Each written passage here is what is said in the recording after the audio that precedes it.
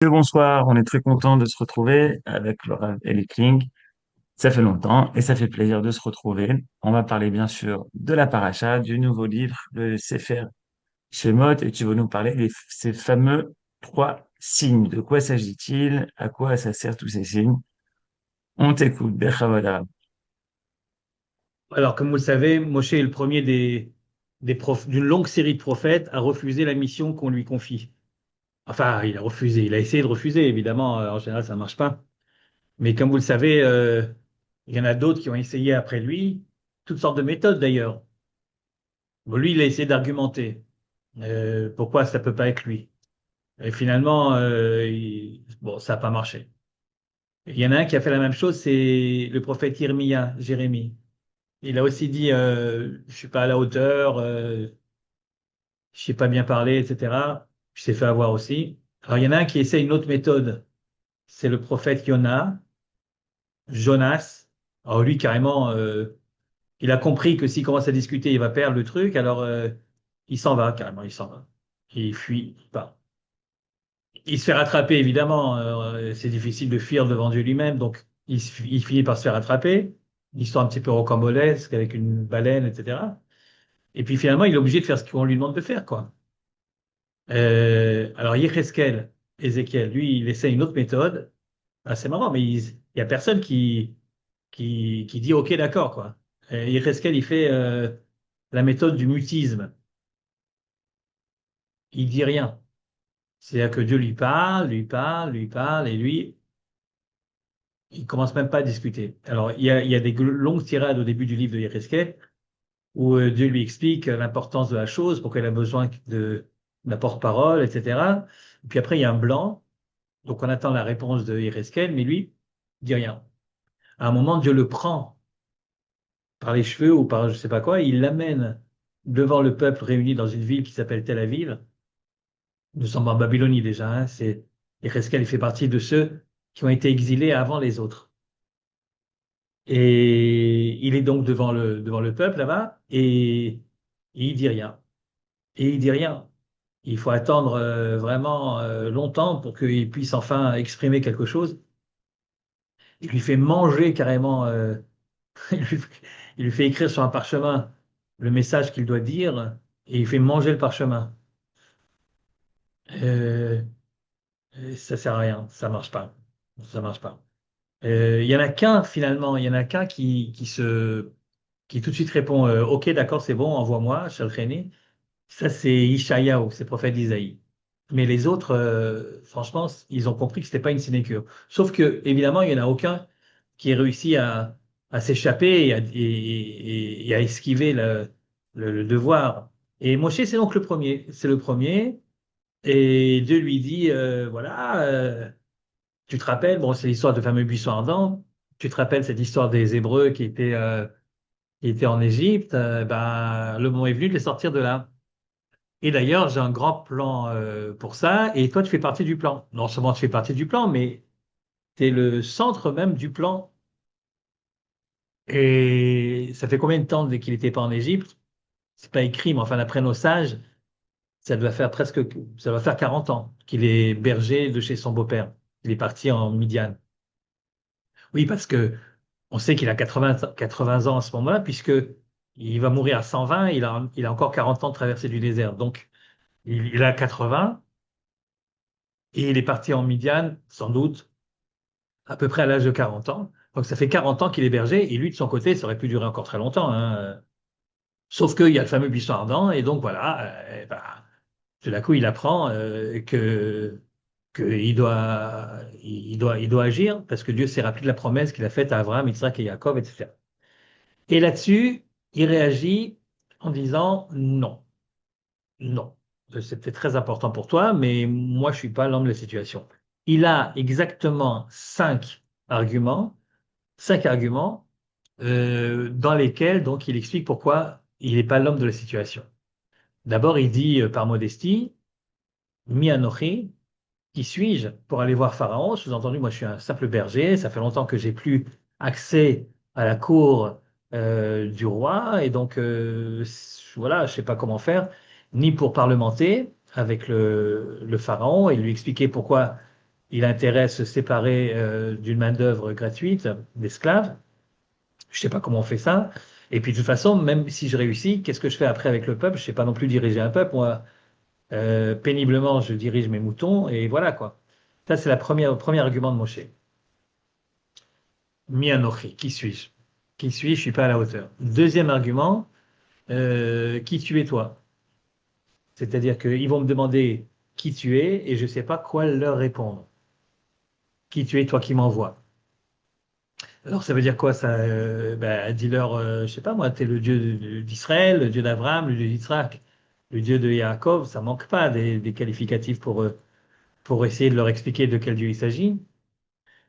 Mais je suppose que la question de Moshe, c'était quel genre de Dieu es-tu? Ils vont me demander, c'est quoi? C'est un Dieu de miséricorde ou c'est un Dieu de justice?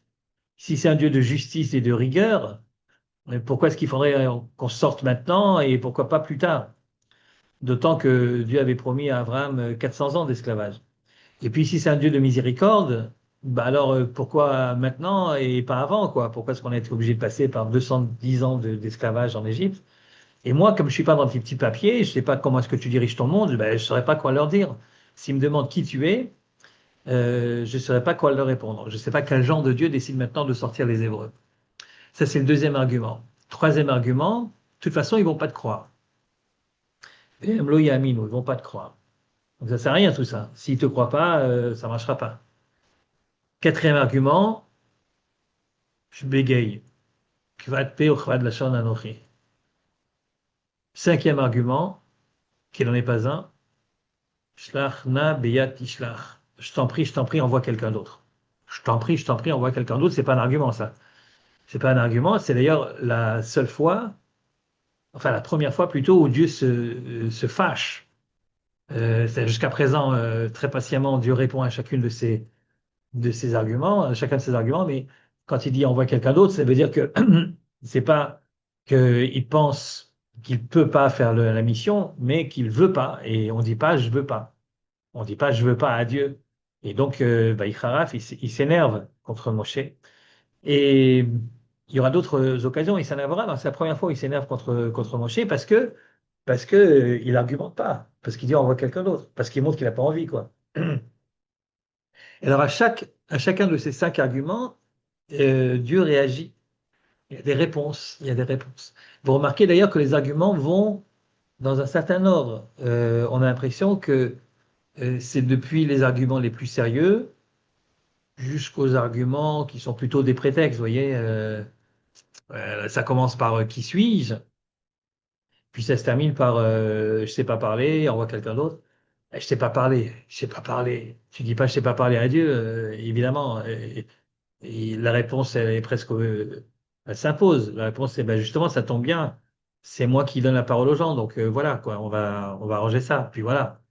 Ouais. Mais parce que ça, c'est l'avant-dernier argument. Vous voyez, juste avant, j'ai pas envie. Parce que les arguments sont de moins en moins sérieux. C'est-à-dire que Moshe, on a l'impression qu'on l'accule de plus en plus le dos au mur jusqu'au moment où il dit on voit quelqu'un d'autre. Mais donc, à chacun de ces cinq. D'ailleurs, ça a duré combien de temps cet échange au pied du Sné, au pied du buisson ardent? Ben, c'est pas écrit. Nos sages disent que ça a duré une semaine. Une semaine! Une semaine! Alors, soit il y avait d'autres arguments qui n'ont pas été écrits, on a écrit que les arguments essentiels, c'est possible.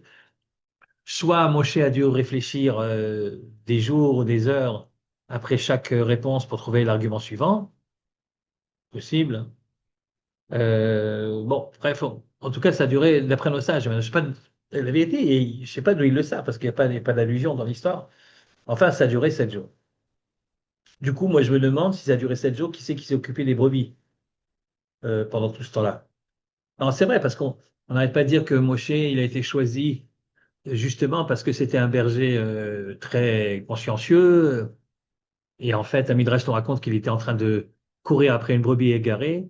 Et c'est à ce moment-là que le buisson lui est apparu, ce qui tendrait à prouver qu'il a été choisi justement à cause du sens qu'il a de la responsabilité, quoi. Il s'occupe de chacune des brebis. Comme on dit aujourd'hui à propos des dirigeants spirituels, que ce sont des pasteurs. C'est les protestants qui disent ça, c'est les pasteurs. Ils ont des brebis, c'est le troupeau. Et c'est pour ça donc il a été choisi. Bon, mais si c'est comme ça, c'est vrai que 7 jours en train de discuter devant le buisson, qui s'occupe des brebis? Enfin, laissons tomber cette question qui apparemment n'en est pas une. Alors moi, ce qui m'intéresse en effet, c'est le troisième argument. Le troisième argument, c'est ils ne me croiront pas. Ça sert à rien. De toute façon, même en admettant que j'accepte et que j'y aille, ils ne me croiront pas. Et là-dessus, Dieu lui dit, OK, très bien. Si c'est ça ton problème, j'ai des trucs. J'ai des trucs. Et ah bon? Et ouais, oui, j'ai des trucs. Alors, premier truc que je te donne là, tu vois, d'ailleurs, tu vas faire tout de suite la démonstration. Qu'est-ce que tu as dans les mains? J'ai un bâton, jette ton bâton, il jette le bâton, et hop, le bâton se transforme en serpent. Rattrape le serpent par la queue, il rattrape le serpent par la queue, et le serpent se retransforme en bâton. C'est pas mal. Moi, je trouve que c'est bien. C'est un bon truc. Et pourtant, Dieu dit, si jamais il ne te croit pas avec le premier truc, j'en ai un deuxième. Comment ça, t'en as un deuxième? Pourquoi le premier n'est pas bien? Ben, j'en ai un deuxième. Mais si le deuxième est mieux, il fallait commencer par le deuxième. Alors, c'est quoi le deuxième? Le deuxième, ben, tu mets ta main dans ton sein, et puis tu la ressors, hop, elle est lépreuse. Tu la remets, tu la ressors, hop, elle est guérie. Pas mal non plus, ça. Ça, c'est pas mal. Puis après, il lui dit, si jamais tu crois pas, ils vont pas te croire avec les deux premiers signes, j'en ai un troisième. Ah bon? Ouais. Qu'est-ce que tu as sur la tête? Un chapeau. Prends une baguette magique, hop, tape sur le chapeau, et hop, il sort en lapin. Non, c'est pas vrai, c'est moi qui raconte ça, c'est pas vrai. Il lui dit, euh, il lui dit, j'ai un troisième, mais tu peux pas le faire ici parce que t'as pas le matos. Elle dit, ah bon, ouais, il faut que tu me croies sur parole pour le troisième. Là, les deux premiers, tu les as fait, tu as vu que ça marche. Mais pour le troisième, c'est seulement quand tu iras là-bas, donc tu amèneras le peuple, enfin le peuple, les dirigeants du peuple, les responsables, devant le Nil, et là, devant leurs yeux ébahis, tu vas prendre un verre d'eau du Nil et tu vas le verser, et hop, il se transformera en sang. Pas mal non plus, ça. Ça, c'est pas mal non plus. À ne pas confondre avec la plaie du sang, qui viendra plus tard. Là, c'est tout le Nil qui se transforme en sang. Non, là, c'est juste un échantillon, un petit verre. Ok. Et toi, tu lis ça et tu te dis, mais qu'est-ce qui se passe en fait? Qu'est-ce qui se passe? Depuis quand les problèmes de Emouna, parce que c'est ça, c'est un problème d'Emouna, c'est un problème de foi. Ils vont pas me croire. Loya Aminu, ils vont pas croire. Et vous croyez que quand quelqu'un y croit pas, alors pour lui faire croire, on lui fait des tours de précipitation? Et c'est ça, la Emouna d'Israël, elle est basée sur des tours, quoi. Et hop, le bâton, il se transforme en serpent. C'est un petit peu rabaissé la Emouna, non? Et puis bon, n'oubliez pas que nous sommes dans le pays de la magie, et les Égyptiens, ils sont pas mauvais là-dedans non plus. Ben alors, d'ailleurs, ils vont le prouver. Ils vont le prouver. L'histoire du serpent, ils vont le faire facile. Facile. Et alors tu te dis, mais enfin, pourquoi essayer de prouver la Emouna avec ce genre de je sais pas, de grands tours de magie, quoi.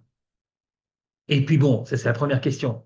Puis la deuxième question, qui est plus importante, enfin plus difficile à résoudre que la première, c'est pourquoi justement ces signes-là et pas d'autres? Si vraiment tu as décidé de leur faire des tours de magie pour les impressionner, eh ben, il y en a plein, quoi. Il y en a des millions. Pourquoi justement ces trois-là? Qu'est-ce que ces trois-là sont censés véhiculer comme message? Je suppose qu'ils n'ont pas été choisis au hasard. Donc ils ont un message à véhiculer, mais lequel? Et puis cette histoire, s'ils ne te croient pas après le premier signe, j'en ai un deuxième. Et si le deuxième était mieux que le premier, il fallait commencer par le deuxième.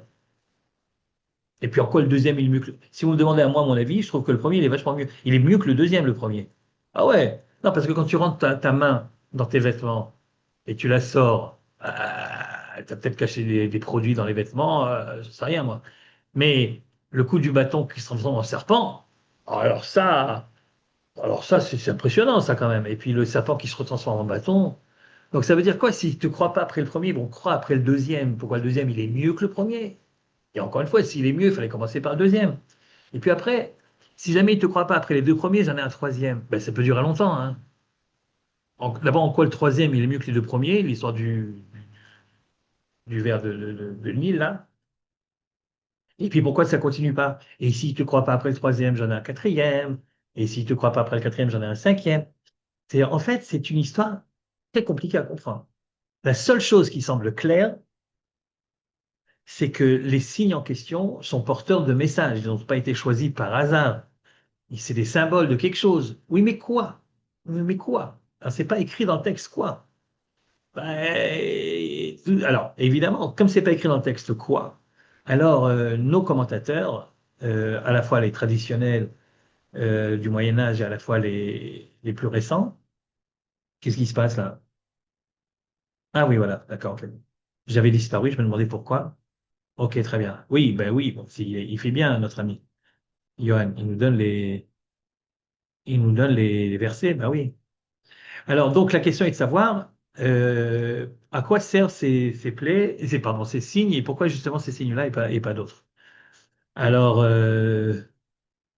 bah, ouais, on va lire si les gens les ont en face des yeux. Vayan Moshe Vayomer. Donc, Moshe lui dit, Vem lo yaminouli, ils vont pas me croire, Velo ishmeu bekoli, ils vont pas écouter ma voix, Kiyomo, ils vont dire, Lo nir'a elecha Hashem, c'est pas vrai, Dieu n'était pas apparu, tu racontes n'importe quoi, tu te moques de nous, etc.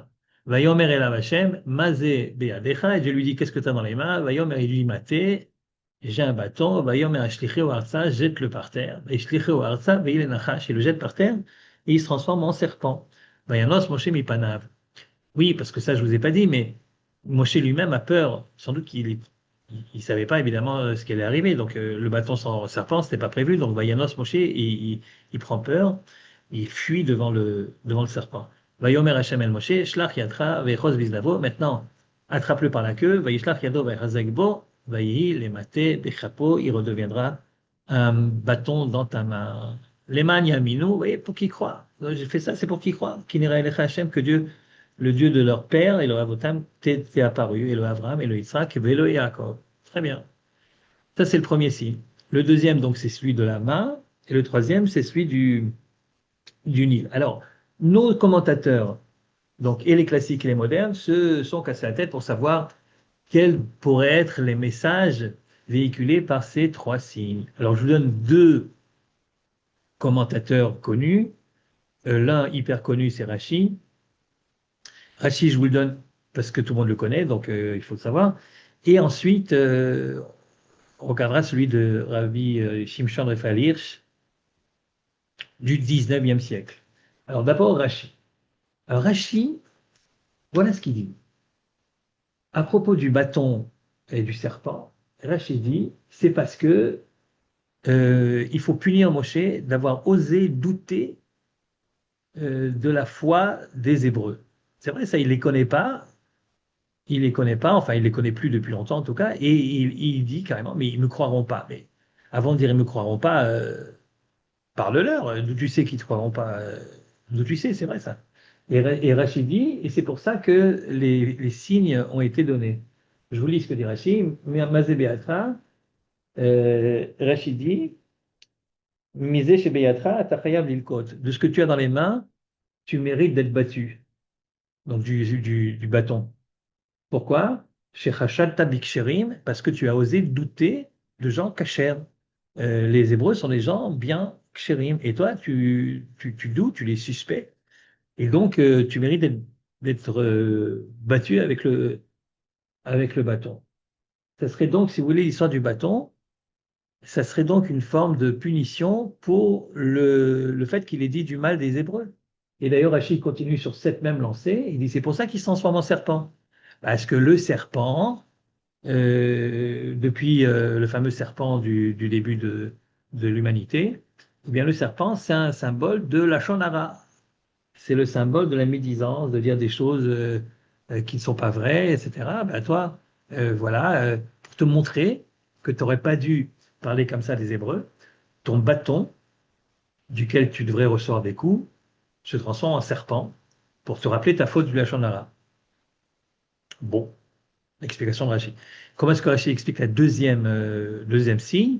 Eh bien, pareil, exactement pareil. C'est-à-dire la tsarate, la lèpre, dont ta main va devenir malade, eh bien, la tsarate, Chez nous, en tout cas, c'est une maladie, bon, on appelle ça la lèpre parce que ça ressemble, mais c'est pas vraiment la lèpre, c'est une maladie qui est plus spirituelle qu'autre chose et qui provient, nous dit-on, du Lachon Hara. Vous vous rappelez quand Myriam fera du Lachon Hara sur Moshe, justement, ben, elle sera frappée de Tsaraat. Bon, à part le fait que c'est un petit peu un anachronisme, parce que pour l'instant, personne dans la Torah n'a parlé de Tsaraat. Et donc, comment est-ce que Moshe devrait faire le rapport entre Tsaraat et Lachon Hara? Je ne sais pas exactement, mais enfin, en tout cas, ça serait donc, encore une fois, pour montrer à Moshe qu'il a dit des choses qu'il n'aurait pas dû dire. Il a dit du mal du peuple. Ils me croiront pas, ils me croiront pas, t'en sais rien, peut-être qu'ils vont te croire. Bon. Et le troisième, alors le troisième, le Nil qui se transforme en sang, tout ça, Rachid dit rien. Rachid dit rien, sans doute parce que ça semble clair pour tout le monde. Et Rachid n'a pas besoin de rajouter des trucs qui sont clairs. Donc, qu'est-ce qui est clair? Bon, on sait que le Nil, ça représente, c'est une des divinités égyptiennes, sans doute la plus grande divinité, en tout cas celle qui est la mieux partagée par tous les Égyptiens, parce qu'évidemment, elle assure une sécurité économique.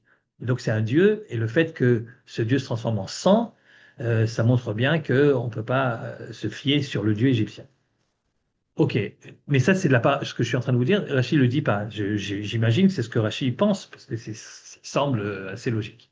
Bon, vous savez le problème avec Rachid, avec cette explication de Rachid, euh, c'est que si vraiment Moshe se trompe lorsqu'il dit ils vont pas me croire, alors pourquoi est-ce que Dieu rentre dans son jeu et lui fait des signes pour les forcer à croire? Si vraiment c'est du Lachon Hara, c'est-à-dire que c'est un peuple de croyants, il suffit de leur dire Dieu m'a envoyé pour qu'ils croient, et que Moshe a eu tort de les suspecter de ne pas avoir suffisamment de foi, bah alors c'est pas la peine de leur donner des signes, alors va là-bas et dis-leur, et puis ça marchera. Donc il y a un problème quand même.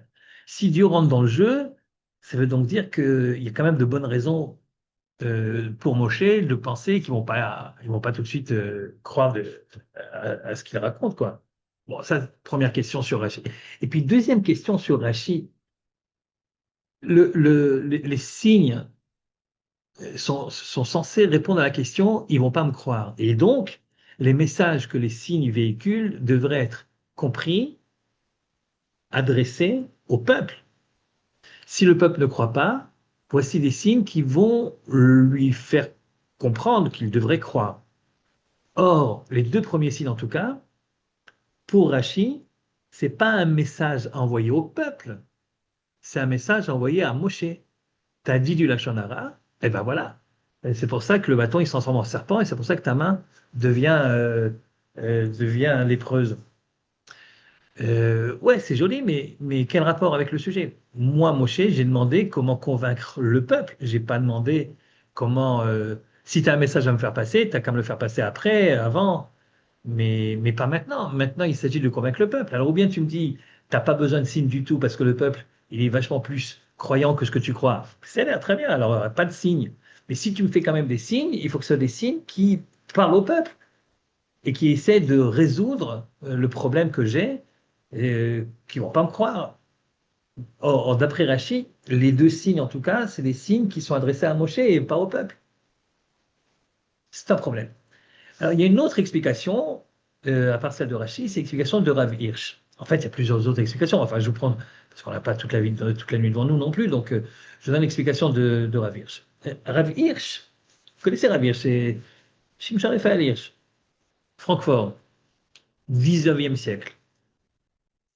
Et le Rav Hirsch part sur toute une autre problématique. Alors, pour lui, euh, alors, bon, je la fais courte. Alors, pour lui, l'histoire du bâton, le bâton, ça sert en fait à aider l'homme à marcher. L'homme s'appuie sur le bâton. L'homme peut menacer avec le bâton.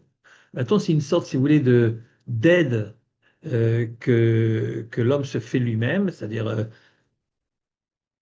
la main ne suffit pas, une sorte de prolongement de la main qui permet d'aller plus loin, d'être plus menaçant et surtout de pouvoir s'appuyer quand on en a besoin. Le fait que ça se transforme en serpent, dit le Rav Hirsch, c'est parce que le serpent, au contraire, c'est un animal qui est menaçant. et qui fait peur, et qui depuis l'aube des temps, en fait, est un ennemi de l'homme. Comme ça qu'il est présenté en tout cas. Et donc, d'ailleurs, Moshe, quand il voit ce serpent, il fait comme tout le monde, il s'enfuit. Et donc l'idée, ça serait de dire, faire comprendre au peuple, mais faire comprendre surtout à Pharaon, finalement, qu'il aurait tort de, de s'appuyer sur son bâton. Je suppose qu'avec Pharaon, c'est même un bâton, une sorte de sceptre, ok? Il aurait tort de se fier sur ses capacités, puisque si Dieu le désire, ce qui était ton ami, le bâton, qui te permettait de t'appuyer, d'avancer, ça peut au contraire se retourner contre toi et devenir un serpent. Si Dieu veut, c'est un serpent, si Dieu veut, c'est un bâton. Première explication. Deuxième explication à propos de la main, eh bien, il continue dans sa lancée, le ravir, il dit, ben, c'est pareil pour la main. Sauf que c'est encore pire, c'est-à-dire, non seulement tu ne peux plus avoir confiance dans ce que tu t'es créé toi-même comme étant un support euh, pour aller plus loin que tes capacités naturelles, donc tu prends une sorte de bâton pour étendre un petit peu ta main, ok. Et là, on a vu que c'était inutile, que ça ne servirait à rien. Et là, on va un peu plus loin, dit même la main. C'est-à-dire même la main, même tes capacités propres, naturelles, si Dieu le veut, eh bien, ça se transforme en l'être. C'est-à-dire, de nouveau, c'est un ennemi. C'est quelque chose qui va te nuire, alors que la main est faite normalement pour te servir. Quant au troisième signe, bah là, le Rabbi dit ce que j'ai dit au nom de Rachid, sans le lire dans Rachid, en fait, qu'en effet, s'attaquer au Nil, c'est s'attaquer au dieu égyptien. Alors, moi, j'ai un autre problème avec Hirsch. J'ai pas avec le même problème qu'avec Rachid. Avec Rachid, vous vous rappelez, mon problème c'était, enfin, ces signes-là, ils sont censés apporter un message au peuple, alors que d'après Rachid, c'est plutôt un message vers Moshe lui-même. Eh bien, on a un petit peu la même question avec Hirsch, c'est-à-dire que c'est pas un message pour le peuple réellement, c'est plutôt un message pour Pharaon. C'est-à-dire qu'on aurait compris ces trois signes s'il s'agissait de les faire devant Pharaon pour essayer de lui faire peur et de lui montrer que ni le sceptre, ni sa propre main, ni son propre Dieu ne sont capables de le sauver. Et si Dieu décide, tout ça, finalement, sont des artifices qui peuvent se retourner contre lui. Oui, mais Moshe a demandé des signes pour le peuple, pas pour Pharaon. Il s'agit de les faire devant le peuple. Il ne s'agit pas de le faire devant. Et il y aura d'autres signes après, c'est les 10 plaies, évidemment, devant Pharaon. Mais là, il s'agit de prouver au peuple quelque chose. Alors tu peux me dire, ouais, mais si tu démoralises l'Égypte aux yeux du peuple, tu leur donnes plus de courage. Ouais, mais enfin, c'est un petit peu indirect, ouais, c'est un petit peu recherché.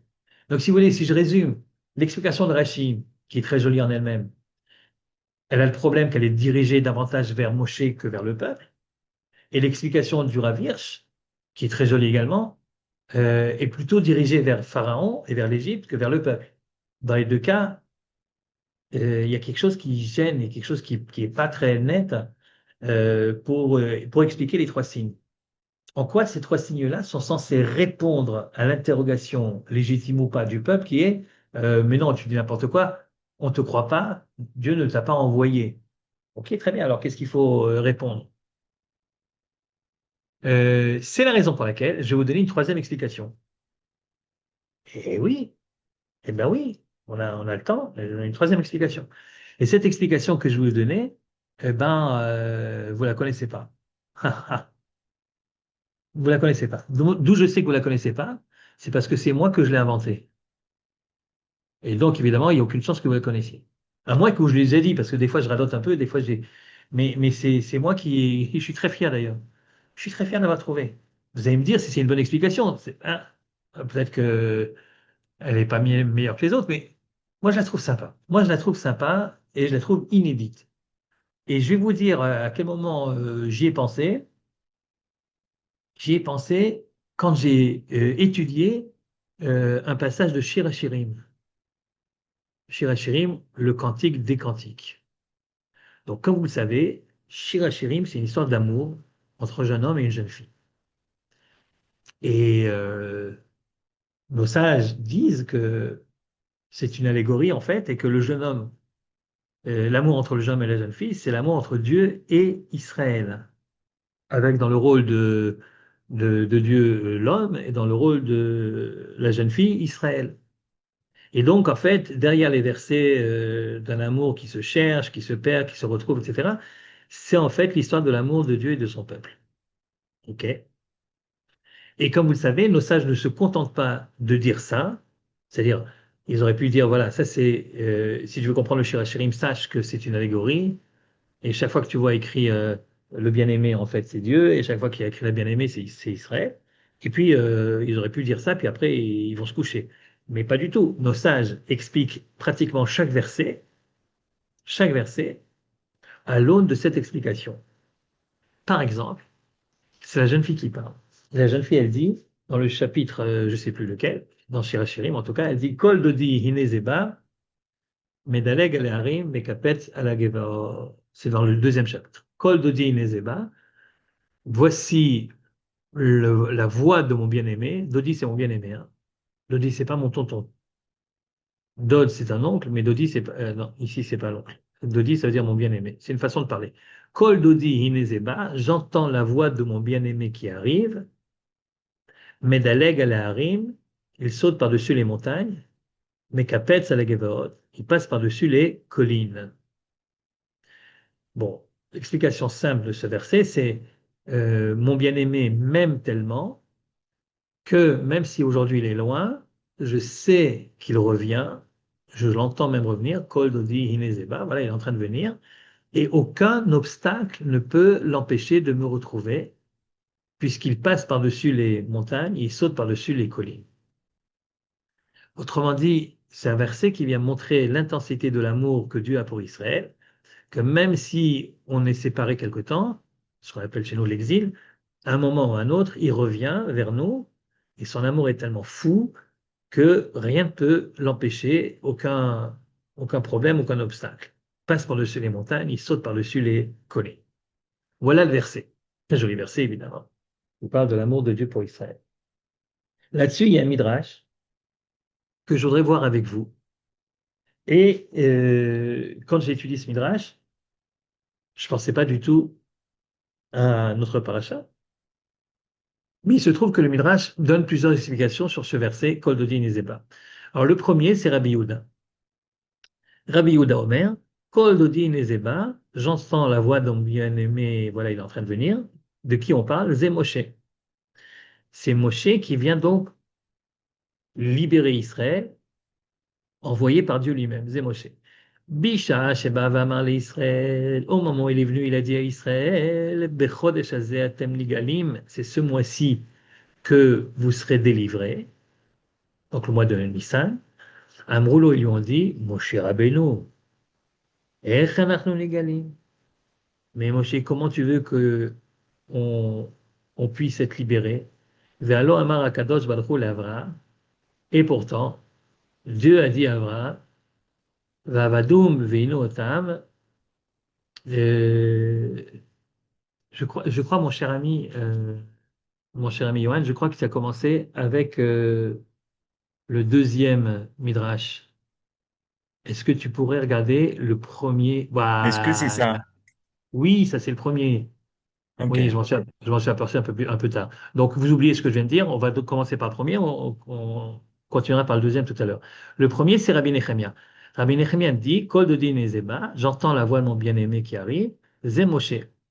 Bisha, Shamar l'Israël, au moment où il a dit à Israël, Bachodesh Azatem Nigalim, c'est ce mois-ci que vous allez être délivrés. Amoulo, ils lui ont dit, Moshe Rabbeinu. Comment est-ce qu'on va pouvoir être délivré? Alors que nous n'avons pas entre les mains de bonnes actions. Nous n'avons pas entre les mains de bonnes actions. Autrement dit, nous ne sommes pas suffisamment dignes de la Géoula, d'être sauvés. Amar lahem, il faudra leur dire, Ho'il vechafetz begeulatechem, puisque Dieu désire votre Géoula, votre délivrance, et non bit bemaasechem maraim, il ne regarde même pas vos mauvaises actions. Quand Dieu décide que la Géoula est arrivée, eh bien, il ne regarde pas les mauvaises actions. Bémi ou Mabit, alors qu'est-ce qu'il regarde? Bah, tzadikim, je sais pas, il regarde que les bonnes, les tzadikim, les bonnes actions, bah, c'est, voilà. Comme il est écrit, Medaleg ale harim, Mekapetz ala gevarot, il saute par-dessus les montagnes, il passe par-dessus les collines, En harim ela batelinim, euh, voilà, etc. Et bon, le reste du passouk, c'est pour expliquer pourquoi est-ce qu'on compare les montagnes aux batelinim. Mais enfin, si vous voulez, les montagnes et les collines, ça représente les bonnes actions, les tzadikim, etc., etc. Mais Daleg al harim, Mekapetz ala gevarot, il saute par-dessus tout ça. Pour lui, tout ça, c'est pas important. Ce qui est important, c'est de vous sauver. La Géoula arrive, et donc, il n'y a pas de montagne, il n'y a pas de collines qui tiennent. Voilà le premier Midrash. Deuxième Midrash, c'est celui qu'on a commencé tout à l'heure, pensant que c'était le premier, mais en fait c'est le deuxième, c'est celui de Rabbi Yehuda. Donc, si tu peux nous mettre celui de Rabbi Yehuda, mon cher ami, qu'on avait tout à l'heure, voilà, très bien. Donc, Rabbi Yehuda Omer, non, non, c'est pas ça. Kol Dodin et Zeba, j'entends la voix de mon bien-aimé, il arrive. Zé Moshe, סליחה, רביעי אני בשיעור, אם אפשר יותר מאוחר. אני מסיים בעשר ומשהו, עשר ורבע, בוא נגיד. תודה. Et donc, le Kol Dodin Zeba זה משה, בשעה שבא ואמר לישראל בחודש הזה אתם נגאלים, אמרו לו משה רבנו, איך אנחנו נגאלים? והלא אמר הקדוש ברוך הוא לאברהם, comment tu veux qu'on sorte et qu'on soit délivré? Alors que Dieu a dit à Abraham à l'époque, ils seront esclaves, Vavadoum, Veinotam, ils souffriront, Arba Meotshana, pendant 400 ans. ועדיין אין בידינו אלא 210 שנים, alors que nous on est là que depuis 210 ans. C'est trop tôt pour nous sortir de là. Reviens dans 190 ans et on en reparlera. Mais là, c'est beaucoup trop tôt. Il faudra leur dire, Ho'il vous chafetz v'gulatechem, comme il a envie de vous sortir de là, et non babit becheshbonotechem, il n'a que faire de vos calculs, et la médaleg harim, il saute par-dessus les montagnes. Et qu'est-ce que c'est que les montagnes? Et qu'est-ce que c'est que les collines? C'est les kitzim v'iburim, c'est les calculs. Ok, médaleg al-cheshbonot, il saute par-dessus tout ça, il n'y a pas d'obstacle, il n'y a pas de calcul qui tienne, il n'y a pas 400 ans, il a peut-être dit 400 ans, mais il va se débrouiller pour les compter autrement, laisse tomber, c'est pas ton problème. En tout cas, il va vous sortir de là où vous êtes, point final. Ça, c'est le deuxième midrash. Et puis un troisième midrash, c'est les Rabbanan, c'est voilà, la plupart des rabbins qui disent, Rabbanan Amré, Kol Dodi Nezeba, Ze Moshe. Ça veut dire quoi? J'entends la voix de mon bien-aimé, il arrive, il s'agit d'une allusion à Moshe. Bisha Sheba Vamal Israël, au moment où il dit à Israël, Bachodesh Azetem Nigalim, c'est ce mois-ci que vous sortez d'Égypte. Amrolo, ils lui ont dit, Moshe Rabbeinu, comment est-ce qu'on peut sortir Bechol Mitzrayim itunefet me'avodat kochavim shelanu. Regarde autour de toi et il constate que toute l'Égypte, elle est souillée par notre Avodah Zarah. Autrement dit, la Avodah Zarah de l'Égypte, c'est devenu notre Avodah Zarah. On est tellement assimilés que c'est comme si c'est nous qui avons enseigné la Avodah Zarah aux Égyptiens, quoi.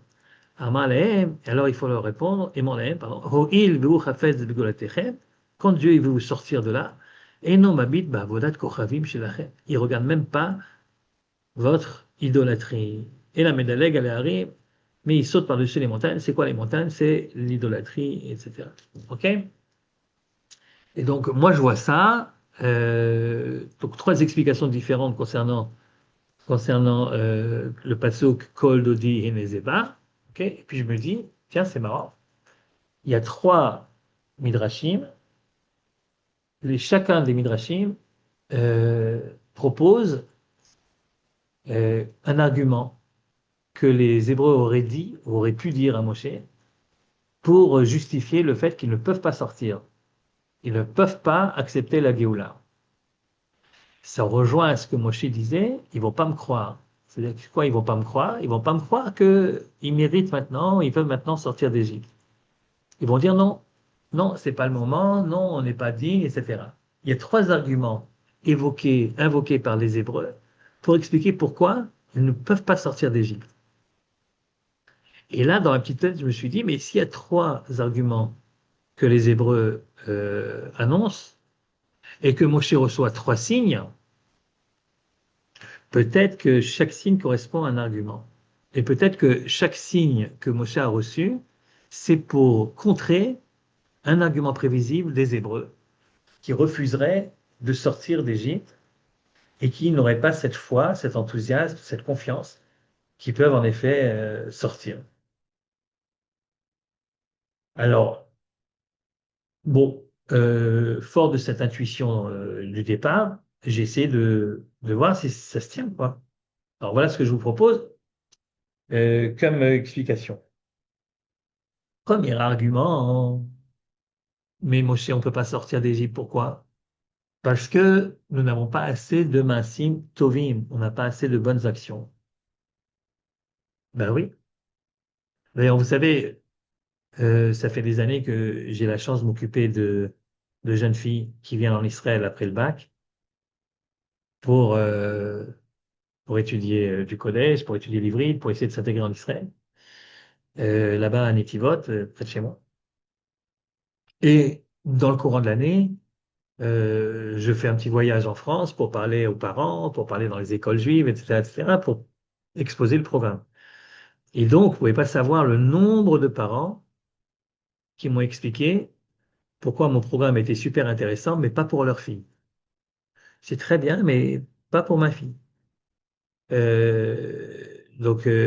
fait maintenant plus de 30 ans qu'on existe. Donc, vous imaginez le nombre, c'est des centaines, vraiment sans exagérer, des centaines de parents que j'ai rencontrés et qui m'ont dit, c'est très bien, mais pas pour ma fille. Et un des arguments, j'avoue, c'est pas le plus courant, c'est pas celui qui revient le plus, mais un des arguments, c'est, ben, on n'est pas à la hauteur, quoi. On n'est pas à la hauteur, on ne mérite pas. Il y en a un qui m'a dit, moi je suis un juif tunisien, je suis pas né en Tunisie, mais enfin mon grand-père qui est né en Tunisie était un grand rabbin, comme tous les grands-parents tunisiens. Parlez avec n'importe quel Tunisien, il vous dira que son grand-père était grand rabbin, pas petit rabbin, un grand rabbin. Tu lui demandes qu'est-ce que les autres ils faisaient là-bas en Tunisie, ils étaient tous rabbins.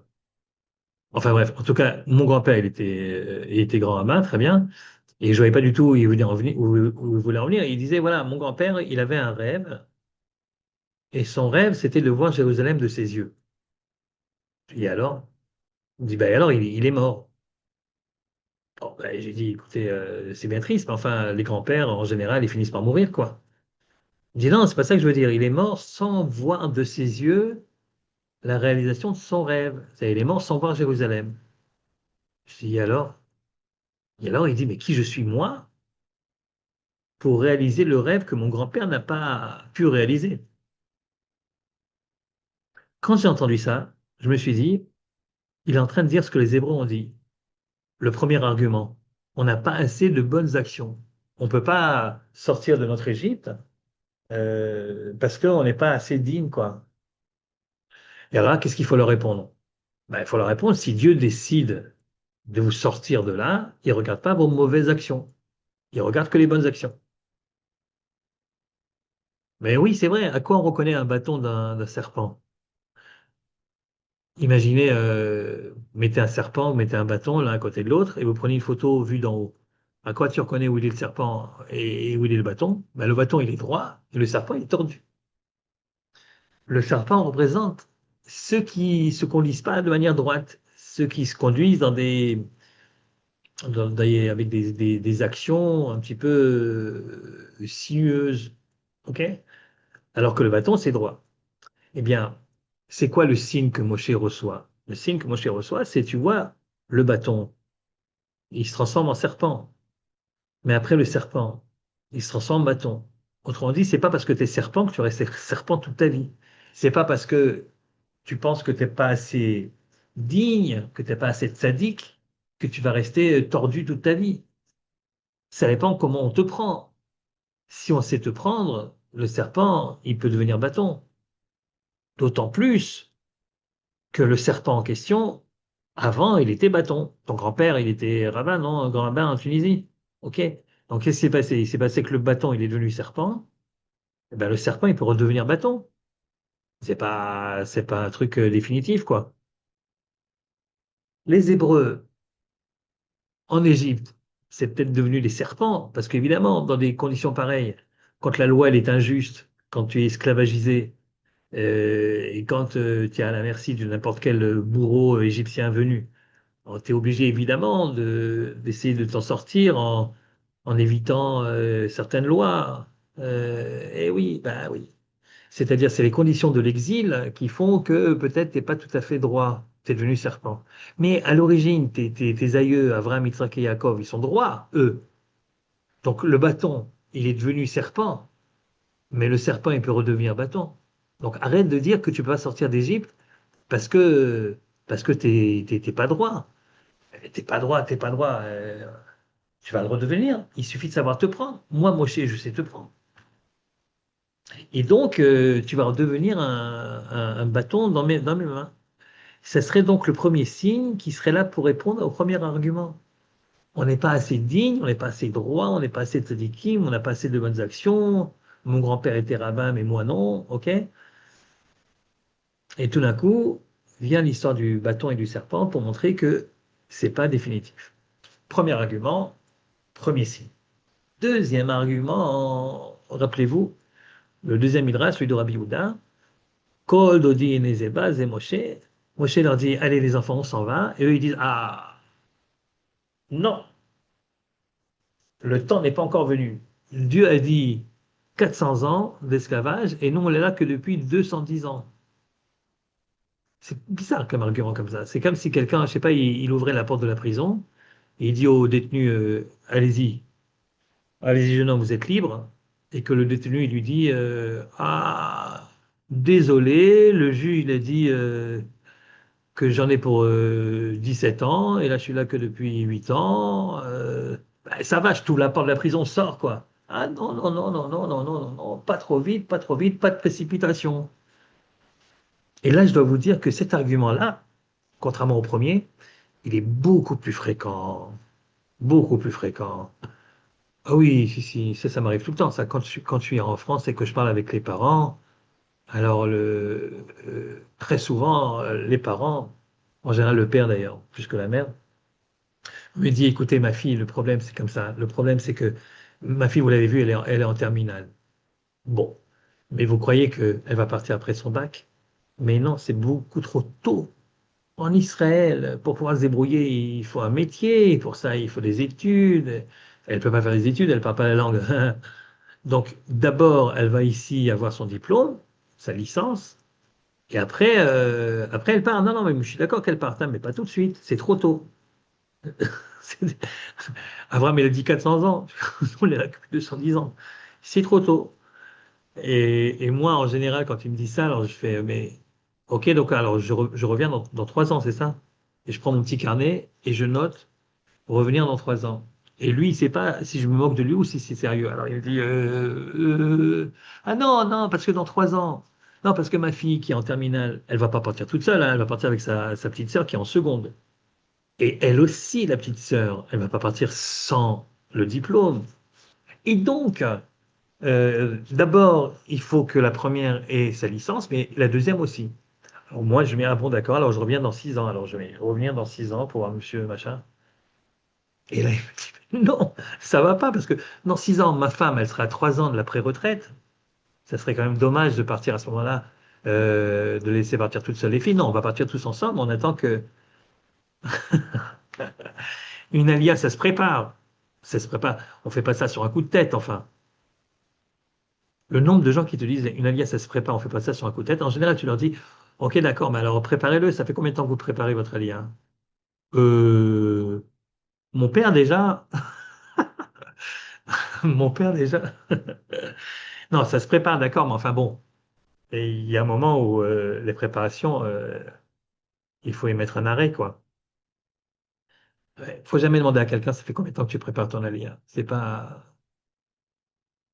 Alors, la vérité, le signe, le deuxième signe que Moshe reçoit, c'est la lèpre. Parce que vous savez que la lèpre, la tsarate, la vraie tsarate, le facteur temps, il est incompressible. C'est-à-dire que quand quelqu'un est lépreux, il faut le revoir 7 jours après et voir si ça s'est étendu ou pas. Si ça s'est étendu, ça s'est étendu, il faut revenir encore 7 jours après. Il n'y a pas de guérison possible si on n'a pas passé le facteur temps. Et ouais, ça c'est pour la tsarate. Et regardez ce qui se passe avec la main de Moshe. Hop, et elle est lépreuse, et hop, et elle est guérie. Combien de temps ça a mis? 3 secondes pour t'apprendre qu'il n'y a pas de temps incompressible, que le facteur temps aussi est relatif. Et le temps, c'est pas quelque chose d'absolu. Ben, la preuve, c'est que on a tous été lycéens et lycéennes. Les cours duraient, paraît-il, 50 minutes, mais des fois, tu avais l'impression que ça durait 3 heures. Et des fois, tu avais l'impression que ça durait 15 minutes. Et pourtant, ça durait en fait 45 minutes ou 50 minutes. Mais c'est dû à quoi? Ben, c'est dû au fait que si tu vis le moment avec intensité, le temps va beaucoup plus vite que ce que tu crois. Beaucoup plus vite. C'est-à-dire que si par exemple on est dans un Shabbat comme en ce moment, un Shabbat d'hiver, et qu'il faut allumer les bougies à 4h16, ok? Eh bien, à 3 heures d'après-midi, chaque maman juive, elle se dit, mais j'y arriverai jamais. Et c'est impossible. C'est impossible. Il y a encore, il faut faire ça, il faut faire ça, il faut faire ça. Les chalotes sont pas encore. Il faut faire ça, il faut faire ça, et ça, et ça, et ça. Or, c'est Shabbat dans 1 heure à peu près, on n'y arrivera jamais. Et pourtant, chaque semaine, dans chaque foyer juif, il y a un miracle qu'au moment exact de l'allumage des bougies, tout est prêt. Mais tout est prêt. Mais ça aurait été un mercredi ou un jeudi, jamais tu aurais fini. Mais comme on s'approche de Shabbat, comme on s'approche de la Géoula, alors les choses s'enchaînent beaucoup plus vite que ce que tu crois. Quand tu vis intensément le moment, ça va beaucoup plus vite. Regardez ce qui se passe en Israël. Ça fait longtemps que les gens n'achètent plus les journaux. Pourquoi? Parce que quand tu achètes le journal le lendemain, ce que tu lis, c'est complètement dépassé. Parce qu'entre le moment où l'événement s'est produit et le moment où on l'a imprimé dans le journal, il s'est passé tellement de choses. Ah oui, ça c'est chez nous ça. Parce que si tu te balades ailleurs, si tu te balades en France par exemple, tu regardes le journal, les premiers titres des fois c'est Paris Saint-Germain a battu truc 3-0. Pourvu qu'on ait une fois ce genre d'informations en première page du journal, vous voyez. C'est-à-dire en fait ce que nous on a comme information en une seule soirée des actualités, hein, la matière d'information concernant Israël que tu dois digérer, comprendre, analyser en une seule soirée d'un JT, d'un journal télévisé, ben, ça pourrait servir à un pays comme, je sais pas moi, la Norvège pendant 6 mois. Vous voyez? Euh, voilà, pourquoi? Parce que quand la Géoula approche, les événements vont beaucoup plus vite. Alors, le père, là, en France, quand il me dit mais elle n'est pas encore prête, il ne sait pas que dans quelques mois, elle sera avec nous à Shavuot, au Kotel, on étudiera, etc. Il croit que c'est pas. Les Hébreux en Égypte, ils ne savent pas, quand ils disent oui, le temps n'est pas encore venu, on n'est pas encore prêt, etc. Ils ne savent pas que dans quelques mois, ils seront au pied du Sinaï et ils écouteront Anochi Hashem Elokecha. Ils ne savent pas, ils pensent que c'est pas possible, qu'ils ont besoin encore beaucoup de temps pour se préparer. Et en fait, le temps, ça va beaucoup plus vite si tu sais comment le vivre. C'est ça l'histoire du deuxième signe. Hop, hop, lépreux, hop, hop, guéri. Quant au troisième signe, alors ça c'est quand tu pousses le juif dans son dernier, près du mur, quoi. Alors finalement, il vient te dire la vérité, il vient te dire, écoute, c'est pas ça, t'enfonces des portes ouvertes. C'est sûr qu'on va faire tous notre allié un jour, mais tu comprends, faut dire les choses comme elles sont. C'est très compliqué en Israël parce que on gagne 2 fois moins. Les prix sont 2 fois plus chers et on gagne 2 fois moins. Donc voilà quoi. Alors ici, peut-être que on n'est pas vraiment chez nous. Peut-être qu'on nous regarde un petit peu de travers. Peut-être que des fois il faut enlever la mezouza. Peut-être que des fois, je sais pas, j'ai appris des trucs incroyables qui se passent en ce moment là en France. Donc je sais pas exactement si c'est vrai ou pas. Mais il paraît qu'il y a des gens qui enlèvent la mezouza. Il y a des gens qui changent leur nom, paraît-il, quand ils prennent les taxis Uber ou je sais pas quoi pour pas qu'on les reconnaisse. Enfin, bon. Je sais pas si c'est généralisé, si c'est dans certains quartiers. Enfin bon, en tout cas, ce qui se passe, comment ils disent là-bas les Juifs en France, ils disent il y a un certain malaise, il y a un malaise.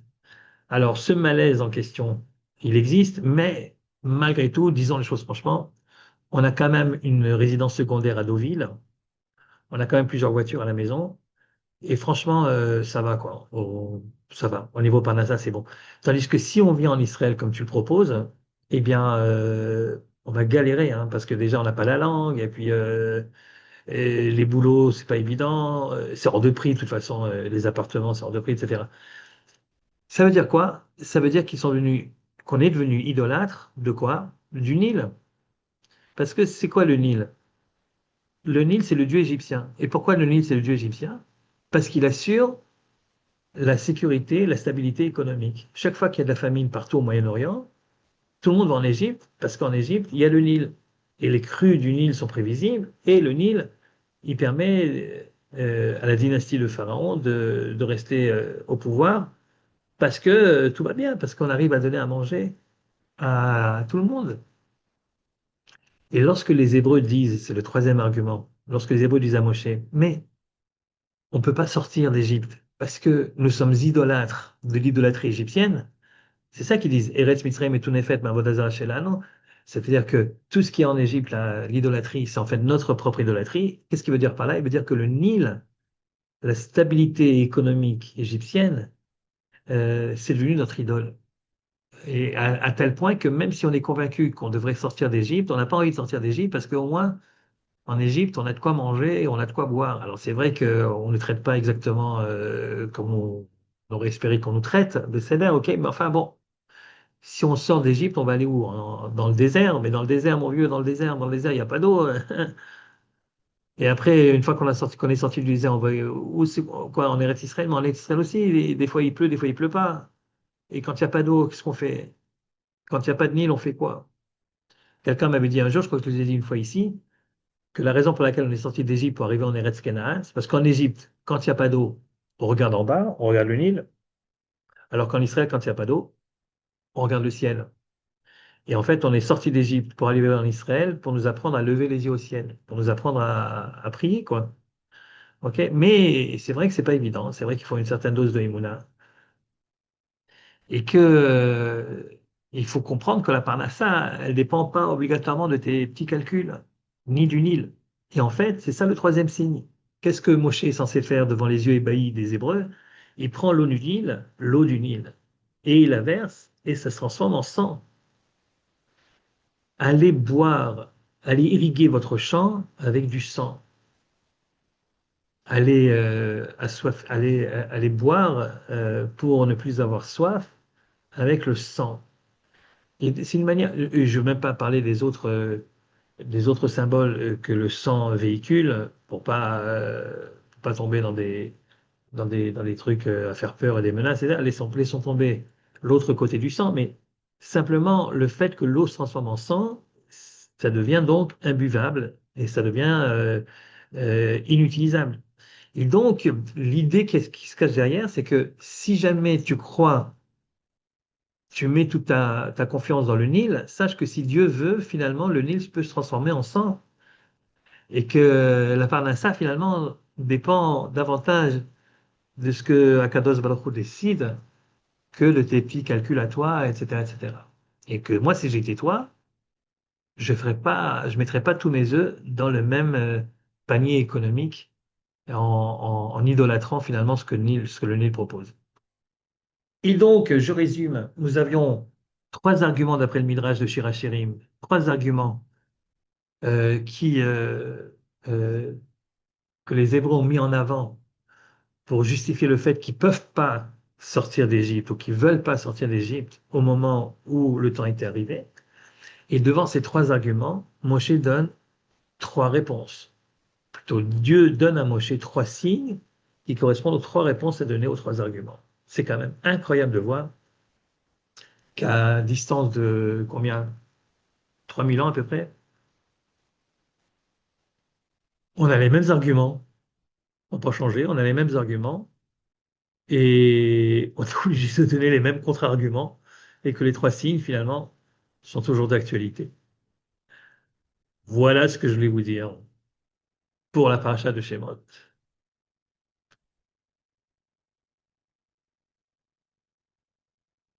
Mon cher Johan, si tu es toujours là, Ouais, ouais, je suis là, attends une seconde. Ouais. Hop. Magnifique, Toda Rabba. Vous pouvez bien sûr ouvrir les micros et poser vos questions, vos réflexions. On a des gens qui nous disent quoi? Merci, bravo. Yofi, vous pouvez ouvrir les micros, intervenir. Si c'est juste pour remercier Moi, ou pour c'est la, poser c'est la vos même, questions. c'est la même qui a dit bravo et merci, en tout cas. Ouais, mais là, il y en a une autre qui dit, alors là, c'est magnifique. Ah oui. Non, les Tom, micros sont bloqués. les micros sont bloqués, ou alors les gens sont timides, ça peut arriver aussi. Ah, mais on leur a dit de sortir de prison, mais ils veulent pas sortir. Ouais, Tiens, c'est ok. Bah écoute, Toda Rabba. ça m'a תודה fait plaisir רבה, de. תודה Bye. רבה. Merci d'avoir visionné cette vidéo. Je vous invite à vous abonner à notre chaîne InMode pour plus de replays, de conférences, de cours, d'interviews. Cliquez sur le bouton juste ici et vous êtes abonné à l'InMode. À très bientôt.